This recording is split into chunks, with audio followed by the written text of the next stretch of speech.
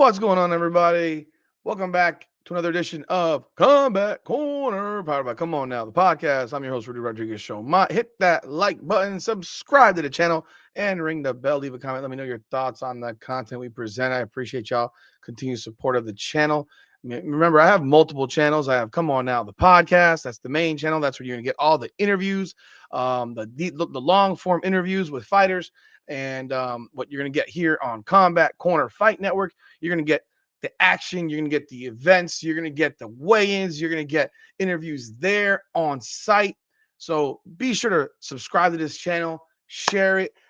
If you weren't at the weigh-ins today, I was giving out t-shirts for Combat Corner. I hope y'all like them. We're going to have plenty of them tomorrow night at the fight, or tonight, I should say. It's 1:20 in the morning as I'm recording. Yeah, I work all night. That's how I roll. That's what I do. But yeah, if you want to get a t-shirt, look, you'll find me. I'm going to be passing them around. Section, I think it's like section 113, I believe it is, on the far right side when you enter the building. It's to the far right side. I'll be in that media area up there, but my wife will be around passing around t-shirts. We have size small, medium, large, extra large. So all I ask, hit that barcode, subscribe to the channel. I greatly appreciate it, man. No cost to get the t-shirt. Just do me the favor and subscribe to the channel and check out the content. That's all we ask for. I appreciate y'all continued support as we grow these channels. So let's talk about this weigh-in, man. Obviously, we got Arnold Adams facing Leonardo Perdomo, El Sambo. Let's just jump right on in on it right here. Check this out. This is courtesy, obviously, of the BKFC and their Instagram page. As you see, BKFC.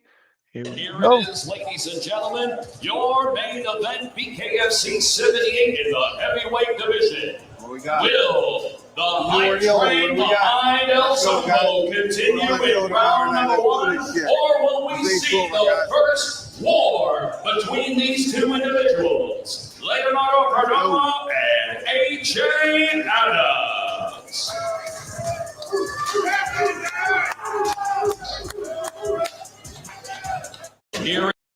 There's Perdomo with his patented it's time to put somebody to sleep thing that he does every fight. Look, this is going to be an interesting fight, man. They did have a press conference at the end of the fight, at the end of the weigh-in tonight, at the Hard Rock at the nightclub, the Dare nightclub. They had a press conference, and Perdomo was on stage, as well as Adams, Bryan Duran, Justin Ibarola. Who else was up there? Perez, Andrew Strode. Did I miss it? Did I miss somebody? I don't think I missed anybody there. If I did, it's my apology. Seriously, I know it was Gallo was on the left, Perdomo, Strode. Yeah, those were the six. It was six guys, and I do have a video of that. So if you want to check it out, it is on this channel as well. Check out the entire press conference. Your boy got to drop a couple of questions, so check it out. I did ask Adams. Look, we know what we've seen from Zombo. This guy comes in 100 miles an hour. He looks to put you to sleep real fast. The biggest question right now for Adams is, can he eat one of those punches? Can he eat one and get up? And can he eat one? If he gets dropped, can he get up?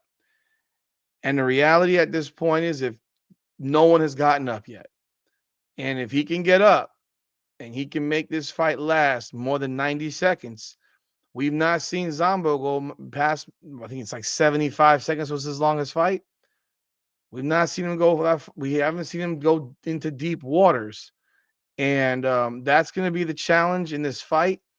Looking forward to it, because it's definitely something of interest to see if he's just going to keep running through him. Because if he runs through Adams, there's only two other guys left to fight really at heavyweight.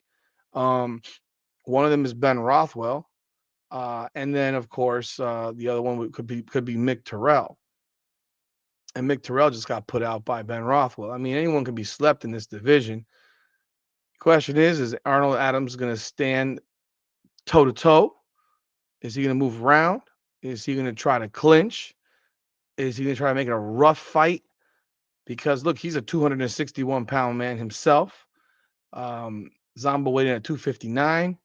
He's a big dude also. I mean, he's only 5'10", but he's a big boy. And so that's the question. Can he take that punch? And look, at the same time, I don't know that we've ever seen Zombo get cracked. So that's a question in itself right there. Can he get cracked in a fight by a big heavyweight? I mean, I don't think he's ever been cracked, really. I've seen every one of his fights, and I can't remember anyone ever landing a punch on him, largely because he finishes fights so quickly. I don't see a line on this fight yet, but I'm going to presume that it's going to be a pretty sizable in the direction of Perdomo. The last fight that Adams had goes back to December of 2023, so it's been 18 months since he's fought, 19 months. And he's coming off back-to-back losses. He lost to Alan Belcher via KO in the third round back in February of 23. And he lost to Mick Terrell back in December of 2023 via fourth round KO. I mean, his fights do go pretty deep, though. Prior to that, he had won 4 straight fights. And he won his first 3, lost 1, and then won 4 straight before losing his last 2. So it has been a minute since he's been in the ring. He is 40 years old. Consider that. So we shall see. Can his chin take it? Because he's been knocked out in his last 2 fights. But we've not seen Perdomo go past round 1. Could that gas tank be affected? These are the questions that maybe we'll get answered, or maybe we won't. Maybe we won't find out, about Perdomo getting cracked until he fights Ben Rothwell or somebody else. Maybe he runs right through Adams. We shall see. Adams says he has some tricks up his sleeve, but we'll see. Co-main event on the night is G. Perez, the Cutman, BKFC Cutman, and Andrew Strode. This is going to be a great fight. I'm so looking forward to this fight. Let's take a look. This is your co-main event for the BKFC World Flyweight Championship. G. Perez, Andrew Strode. Face forward, guys. All right, face forward, guys. Let's go. Oh, Lord. There you go. There you go. I love it. I love it. You gotta love that stuff, man. That's always badass. Look, I'm looking forward to that fight. That to me, and I'll be real, I think that's the main event. I think that fight's gonna bring fireworks. I think that fight's gonna be incredibly competitive. It would not shock me to see both guys get dropped and get up. It would not shock me to see that fight go 5 rounds and go to a decision. These guys are both very technical. They're both boxers. And they both come from a great background of a lot of years of boxing. Strode's sparred and fought with some of the best ever to do it. G. Perez has been boxing for 20 plus years. They both have a great story. Both are great dudes to talk to. I actually spoke to G. Perez after the weigh-in, and I said, you about to go get a steak now or something? Because they cut weight, and you about to go get something to eat. He's like, yep. I didn't get a chance to chop it up with Strode. I don't know. I've missed him 2 days in a row. But I wish both of them the best, because I think they're both great guys, and both of them are very deserving of this opportunity. I did talk to John Dodson, who is here this weekend.